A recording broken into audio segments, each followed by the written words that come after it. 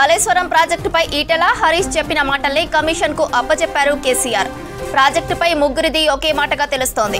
Cabinet అప్రూవల్తోనే Kaleshwaram నిర్మించామని, బ్యారేజీలు, నీటి నిల్వలపై ఇంజనీర్లు, technical team చూసుకుందని కమిషన్కు వివరించారు కేసీఆర్. ఇవే సమాధానాల్ని హరీష్, ఈటెల కూడా కమిషన్కు చెప్పారు. బొట్టు రక్తం, మెదడు ఖర్చు పెట్టి ప్రాజెక్టు కట్టినామని కేసీఆర్ పదే పదే చెప్పారు. ఇప్పుడేమో అంతా ఇంజనీర్లే చూసుకున్నారని కమిషన్కు చెప్పారు కేసీఆర్. దీనిపై మరిన్ని డీటెయిల్స్ శ్రీశైలం అందిస్తారు. శ్రీశైలం, కాళేశ్వరం కమిషన్ ఎదుట కేసీఆర్, హరీష్, ఈటెల ముగ్గురు ఒకే ఆన్సర్ ఇచ్చినట్లు అర్థమవుతోంది. వివరాలేంటి? కేసీఆర్ విచారణ ఈ రోజుతో ముగిసింది. అంటే 3 రోజుల పాటు ముగ్గురు పొలిటికల్ లీడర్లని కాళేశ్వరం కమిషన్ విచారించింది. కాళేశ్వరం ప్రాజెక్టులో అప్పటి ప్రభుత్వంలో భాగమైనటువంటి కాళేశ్వరం నిర్మాణ సమయంలో సీఎంగా ఉన్నటువంటి కేసీఆర్, అదేవిధంగా అప్పుడు ఇరిగేషన్ మినిస్టర్గా ఉన్న హరీష్ రావు, ఆర్థిక శాఖ మంత్రిగా ఉన్నటువంటి ఈటెల, ఈ ముగ్గురిని కూడా పొలిటికల్ లీడర్లుగా విచారించింది. అప్పుడు వీళ్ళు కీలకంగా నిర్ణయాలు తీసుకున్నారు. దానివల్లనే వాళ్ళని విచారకు పిలిచినట్టు చెప్పి కమిషన్ పేర్కొంది. అయితే మనం చూడవచ్చు, కాళేశ్వరం కమిషన్ సంబంధించి ఏ ఆన్సర్లు అయితే వాళ్ళు కమిషన్ ముంగడు చెప్పారో అవన్నిటి కూడా మనం ఒక్కసారి అబ్జర్వ్ చేస్తే ఖచ్చితంగా ముగ్గురు కూడా సేమ్ ఆన్సర్తోనే వచ్చినట్టుగా మనకు తెలుస్తుంది. అంటే కమిషన్ ప్రతిసారి కూడా కమిషన్ అడిగినటువంటి కొన్ని ప్రశ్నలకి వీళ్ళు చెప్పినటువంటి ఆన్సరు యాజ్ టీజ్గా ఉన్నట్టుగా మనం చెప్పుకోవచ్చు. ఎందుకు అంటే కాళేశ్వరం ప్రాజెక్టు కింద, అంటే కాళేశ్వరం ప్రాజెక్టు పేరుతోనే రీడిజైన్ ఎందుకు చేయాల్సి వచ్చిందన్నప్పుడు ఆర్థిక శాఖ మంత్రిగా అప్పుడు పనిచేసినటువంటి ఈటెల కానీ, హరీష్ రావు కానీ, కేసీఆర్ కానీ వీళ్ళందరూ కూడా ఒకటే ఒక మాట చెప్పుకొచ్చారు. అప్పట్లో ఉన్నటువంటి కాంగ్రెస్ ప్రభుత్వం ప్రాణహిత చేవల ప్రాజెక్టు చేపట్టింది. ఆ తర్వాత దానికి అప్పటికి అనుమతులు రాలేదు. ఎక్కడైతే బ్యారేజ్ నిర్మించాలనుకుంటున్నారో అక్కడ మహారాష్ట్ర బ్యారేజ్ నిర్మాణానికి ఒప్పుకోలేదు. సిడబ్ల్యూసి తుమ్మిడిహట్టి దగ్గర నీటి లభ్యత లేదని చెప్పింది. వ్యాప్కోస్ కానీ లేకపోతే ఇరిగేషన్ శాఖ అధికారులు ఇచ్చినటువంటి నివేదికలు అక్కడ నీటి లభ్యత లేదు అని చెప్పుకొచ్చారు. అదేవిధంగా మహారాష్ట్ర ఒప్పుకోని నేపథ్యంలో 152 మీటర్ల దగ్గర బ్యారేజ్ నిర్మాణానికి మహారాష్ట్ర ఒప్పుకోవట్లేదు. 148 మీటర్ల దగ్గర బ్యారేజ్ నిర్మిస్తే తెలంగాణకు సరిపడా నీళ్లు రావు. ఇట్లాంటి ఈ అంశాలను ప్రధానంగా పేర్కొంటూ వ్యాప్కో సంస్థకి లైడార్ సర్వేకి ఇచ్చాము. లైడార్ సర్వే వ్యాప్కో సంస్థ చేసింది. వాళ్ళు ఆల్టర్నేటివ్గా వాళ్ళే మేడిగడ్డను సూచించారు. మేడిగడ్డతో పాటు అంటే 3 మేడిగడ్డ, అన్నారం, సుందిల్ల ఈ 3 ప్రాజెక్టులుగా బ్యారేజీలను నిర్మించాలని చెప్పిందని వ్యాప్కోస్ మీద చెప్పారు. అదేవిధంగా సిడబ్ల్యూసి కానీ ఇంకొక దగ్గర కానీ అంటే వాళ్ళు కానీ తుమ్మిడిహట్టి దగ్గర నీళ్ళ లభ్యత లేదు కాబట్టి ఆల్టర్నేట్గా వేరే ఆర్టిఫిషియల్ బ్యారేజీలు నిర్మించాలని చెప్పి సిడబ్ల్యూసి చెప్పిందని చెప్పి ఇట్లా ఏదైతే ఈ మాటలు ఏవైతే ఉన్నాయో యాజ్ టీజ్గా హరీష్ రావు, అదేవిధంగా ఈటెల రాజేందర్, ఈరోజు కేసీఆర్, వీళ్ళు ముగ్గురు కూడా సేమ్ చెప్పారు. మరో ప్రశ్న కూడా ఒకటి, బ్యారేజ్లో పూర్తి స్థాయిలో నీటి నిల్వ చేయాలని చెప్పి కేసీఆర్ ఆదేశించారా అని ఈటెలను, హరీష్ రావును క్వశ్చన్ చేశారు. ఈరోజు కూడా మీరే ఆ నిర్ణయం తీసుకున్నారని చెప్పి కేసీఆర్ను కూడా ప్రశ్నించారు. దీనికి ముగ్గురు చెప్పిన సమాధానం ఒకటే, బ్యారేజీ అంటే నిర్మాణానికి సంబంధించి ఏదైతే ఉంటుందో అది గుత్తేదారు సంస్థ చూసుకుంటుంది. కానీ దాని మెయింటెనెన్స్ కానీ అదేవిధంగా నీటి నిల్వ లేకపోతే ఏదైతే టెక్నికల్ ఇష్యూస్ ఉన్నాయో ఆ ఇష్యూస్ అన్నీ కూడా ఇరిగేషన్ అధికారులు లేకపోతే దానికి సంబంధించిన ప్రాజెక్ట్ అధికారులు మాత్రం చూస్తారు తప్ప మేము ఎక్కడ కూడా ఇన్ని నీళ్ళు ఉంచాలి, అన్ని ఉంచాలనేటువంటి టెక్నికల్ అంశాల గురించి మేము చెప్పలేము అని కూడా ఈ ముగ్గురు కూడా చెప్పుకొచ్చారు. దీంతో పాటు కాళేశ్వరం కార్పొరేషన్ సంబంధించి కూడా అందరినీ కమిషన్ ఒకటే ప్రశ్న అడిగింది.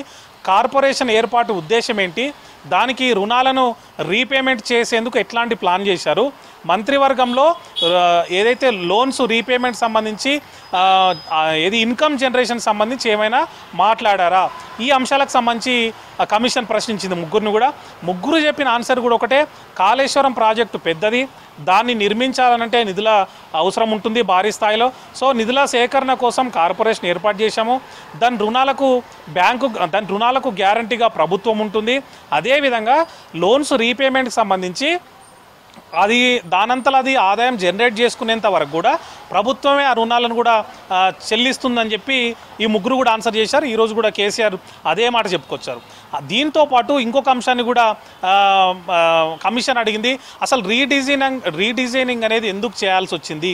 ఈ క్వశ్చన్ కూడా ముగ్గురు సేమ్ మళ్ళీ సిడబ్ల్యూసి చెప్పిన దాని ప్రకారము లేకపోతే వ్యాప్కో సర్వే చెప్పిన దాని ప్రకారము సూచించిందని చెప్పి ఇరిగేషన్ అధికారులు రిపోర్ట్ ఇచ్చారని చెప్పి ఈ అంశాలను మెన్షన్ చేస్తూ వీళ్ళు ఆన్సర్లు ఇచ్చారు. ఇచ్చారు. ఇవి కాకుండా అసలు ఈ అంటే ప్లేసు అన్నారం సుందిల్ల ఏదైతే బ్యారేజ్లు ఉన్నాయో వాటి నిర్మాణ స్థలాలను ఎందుకు మార్చాల్సి వచ్చింది, ఈ ప్రశ్నను కూడా కమిషన్ అడిగింది. దీనికి కూడా కేవలం అది టెక్నికల్ అంశమని డీటెయిల్డ్ సర్వే చేసిన అంటే డిపిఆర్ తయారు చేసే సమయంలో ఖచ్చితంగా నిర్మాణ స్థలాల్లో మార్పులు వస్తాయని చెప్పి చెప్పుకొచ్చారు. దీనికి కొన్ని ఉదాహరణలు కూడా హరీష్ రావు, ఈటల రాజేందర్ కూడా మెన్షన్ చేశారు. ఏమని గతంలో నాగార్జున సాగర్ ప్రాజెక్టు కూడా కట్టాల్సింది ఒక చోట అయితే ఇంకొక దగ్గర కట్టారని, లేకపోతే శ్రీరామ్ సాగర్ ప్రాజెక్టు కూడా ఒక దగ్గర కట్టాల్సింది ఇంకో దగ్గర కట్టాలి, ఇట్లాంటి ఆన్సర్స్ జస్టిఫికేషన్ కోసం ఆన్సర్లు కూడా ఇచ్చారు.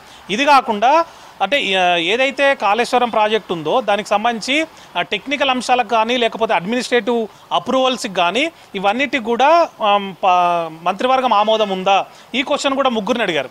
ఈ ముగ్గురు కూడా అన్నిటికీ కూడా మంత్రివర్గ ఆమోదం ఉన్నది, మంత్రివర్గంలో ఆమోదం పొందిన తర్వాతనే మేము అమలు చేశాము లేకపోతే నిర్మాణాన్ని చేపట్టామని ఈ ఆన్సర్ చెప్పుకొచ్చారు. అంటే ఓవరాల్గా మనం చూసినట్లయితే కమిషన్ అడిగేటువంటి మేజర్ 5-6 క్వశ్చన్లు అన్నిటికి కూడా వీళ్ళు సేమ్ ఆన్సర్స్ ఇచ్చారు.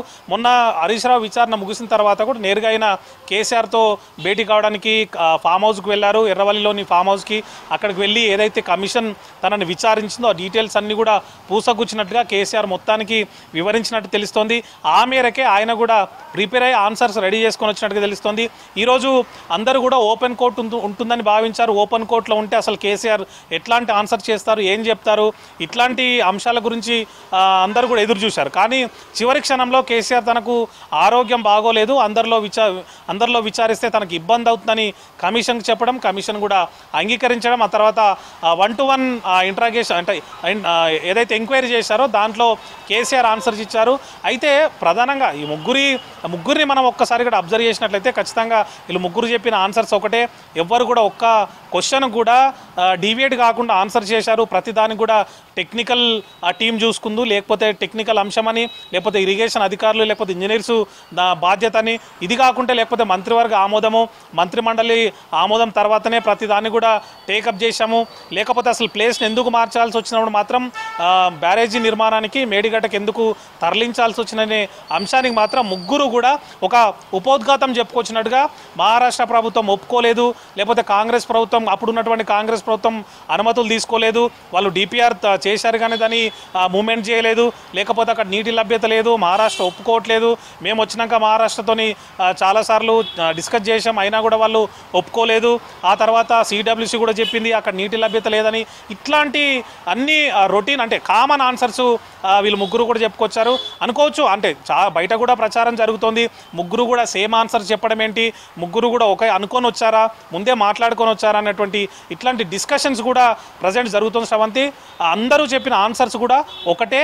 క్వశ్చన్లు చాలా ఉన్నప్పటికీ కూడా ఎవరి డిపార్ట్మెంట్ వేరకు, ఇరిగేషన్ ఉంటే ఇరిగేషన్ ఆస్పెక్ట్లో ఆన్సర్ చేయాల్సి ఉంటుంది, ఫైనాన్షియల్ డిపార్ట్మెంట్ ఉంటే ఫైనాన్షియల్ ఇష్యూస్ ఏంటి, దానికి సంబంధించి రుణాల సేకరణ కావచ్చు, లేకపోతే నిధుల సేకరణ కావచ్చు, రుణాలు తీసుకోవడం గురించి కావచ్చు, ఇంకో దాని గురించి కమిషన్ అడిగేటట్టు వాళ్ళ సబ్జెక్టులో చెప్తుంటారు. కానీ సీఎం అంటే అప్పటి సీఎం కేసీఆర్తో సహా అప్పటి ఇరిగేషన్ అండ్ అప్పటి ఆర్థిక మంత్రి కూడా సేమ్ ఆన్సర్ చెప్పడం అనేది కొంతవరకు మనం గమనించాల్సిన అంశం శ్రవంతి.